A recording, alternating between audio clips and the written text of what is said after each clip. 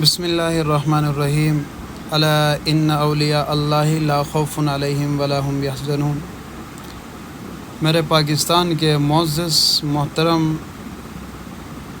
بہنوں، بھائیوں اور دوستوں، اللہ تبارک و تعالیٰ نے ہمارے لیے خود کو پہچاننے کے لیے بہت سارے مواقع عطا فرمائے ہیں، لیکن ہم اپنی بزدلی، ہم اپنی بیوقوفی اور ہم اپنی جہالت پر وہیں کے وہیں کھڑے ہیں۔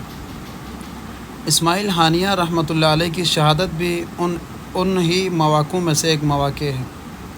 دیکھیے، امریکہ کے اندر جب ٹرمپ پر حملہ ہوا تو ہمارے معزز جو لیڈران میں عمران خان صاحب، شہباز شریف صاحب، زرداری صاحب، دیگر جو لوگ ہیں، ان کی ٹویٹس جو ہے 5 منٹ کے اندر ان کے اکاؤنٹ سے نکل چکی تھی، اور ان لوگوں نے جو ہے تعزیت اور دیگر بہت سارے ایسے القابات سے ٹرمپ صاحب کو نوازا اور اظہار افسوس کیا۔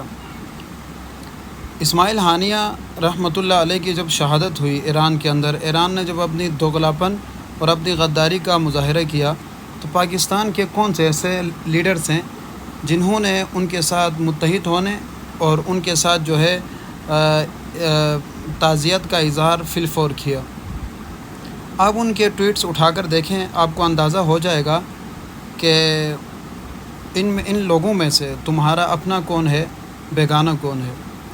جب مولانا فضل الرحمن صاحب قطر جا کر ان سے ملاقات کرتے ہیں اور ان کے ہاتھ پہ ایک باری رقم دیتے ہیں، تو بہت سارے لوگ اعتراض کرتے تھے کہ یہ کون سا بڑا کارنامہ ہے، فلاں فلاں۔ آج آپ لوگوں کو سمجھ آ رہا ہے کہ اسماعیل ہانیہ سے ملنے کے لیے کتنی بڑی قیمت ہوتی ہے۔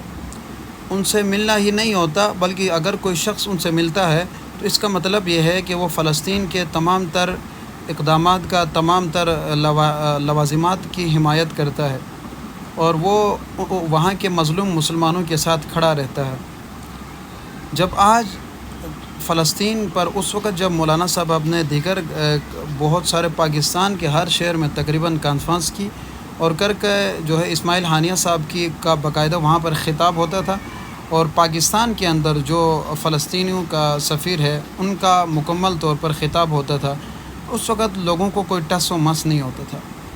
میرے بھائی، خدا کا واسطہ ہے، پاکستان سمیت دیگر اسلامک جو کنٹریز ہے، ان کے تمام مسلمان اس بات کو سوچیں کہ بھائی ہم ایک کب ہو سکتے ہیں، کیسے ہو سکتے ہیں، اور کن شخصیات کے تحت ہم ایک ہو سکتے ہیں۔ یہ ہمیں ہمارے سوشل جو پلیٹ فارمز ہے، بڑے بڑے جیو نیوز ہو گیا، ایئر وائی ہو گئی، دیگر بہت سارے ہیں جن کو آپ جانتے ہیں، وہ آپ کو کبھی حقائق نہیں بتائیں گے۔ دیگر ادارے جس طرح ڈالرز لیتے ہیں، ایسے ہی یہ لوگ بھی ڈالرز لیتے ہیں، اور آپ کو کبھی حقائق نہیں بتائیں گے۔ جو بندہ صف اول پر مسلمانوں کے لیے لڑ رہا ہے، مسلمانوں کو ایک کرنے کی کوشش کر رہا ہے، خدا کی قسم یہ لوگ کبھی آپ کو نہیں دکھائیں گے۔ ہمیں غلامی کے دلدل میں پھنسانے میں ان لوگوں کا بہت بڑا ہاتھ ہے۔ آج ہمارا بچہ جو ہے مغربی تہذیب میں ڈلتا جا رہا ہے، اور مغربی تہذیب کو اپنانے کی کوشش کر رہے ہیں۔ والدین کو کوئی فرق نہیں پڑ رہا، عزیز و اقارب کو کوئی فرق نہیں پڑ رہا، ناچنا گانا ان کا ایک معمول بن چکا ہے، اور ان کو پتہ ہی نہیں ہے کہ ہماری تاریخ کیا ہے، ہم کون لوگ ہیں۔ خدا کی قسم کر کے کہتا ہوں، دیکھیں، آپ اسماعیل ہانیہ کو اٹھا کر دیکھیں کہ بھائی ان کے عزیز و اقارب تمام کے تمام اللہ کے راستے پر قربان ہوئے، انہوں نے آج تک پیچھے ہٹنے کا سوچا بھی نہیں، اور ان کے بچے ابھی جو زندہ ہے انہوں نے بھی کہا کہ الحمدللہ ہمیں فخر ہے، اور شاید ہمارے والد صاحب کے اس خون سے ہمیں آزادی مل جائے۔ میرے بھائی، اللہ نے ہمیں تو آزادی دی ہے نا، ہمیں تو سوچنے کا موقع دیا ہے نا۔ آپ ایسے لوگوں کو کیوں پروموٹ کرتے ہیں؟ آپ ایسے اینکرز کو کیوں سنتے ہیں؟ خدا کا واسطہ ہے بھائی، خود کو سوچیں یار، خود کو بدلیں یار۔ ایک بندہ تمہارے سامنے آ کر جوشیلے بیانات کرتے ہیں، غائبانہ نمازیں وہ جنازہ پڑھتے، تم سمجھتے ہو کہ یہی تمہارے خیرخواہ ہے؟ یار، جو لوگ پورے کے پورے مغربی تہذیب میں ڈھلے ہوئے ہیں، وہاں کے آقاؤں کے لبیک کے دائیں بائیں گھوم رہے ہیں، تو تم لوگ کیوں نہیں سمجھتے ہو؟ آخر سمجھتے کیوں نہیں ہو کہ بھائی یہ لوگ تمہیں آزادی دلا ہی نہیں سکتے ہیں؟ جو خود غلامی میں مبتلا ہو، وہ تمہارے لیڈر کیسے ہو سکتے ہیں؟ وہ تمہیں کیسے آزادی دلائیں گے؟ جن کی سفارشات خود امریکہ سے آتی ہیں، جن کی سفارشات، جن کے دوست اور جن کی حمایت کار خود برطانیہ سے آ رہے ہیں، اور جن کے فلیٹس خود امریکہ میں ہیں، لندن میں ہے، تو وہ بھلا تمہیں اور تمہارے ملک کے بارے میں کیسے خیر سوچ سکتے ہیں؟ کوئی اسلامی نمائندہ، مذہبی لیڈر آپ نے دیکھا ہے جس کے باہر کے کنٹریز میں کچھ جائیدادیں ہوں، کچھ بلڈنگیں ہوں؟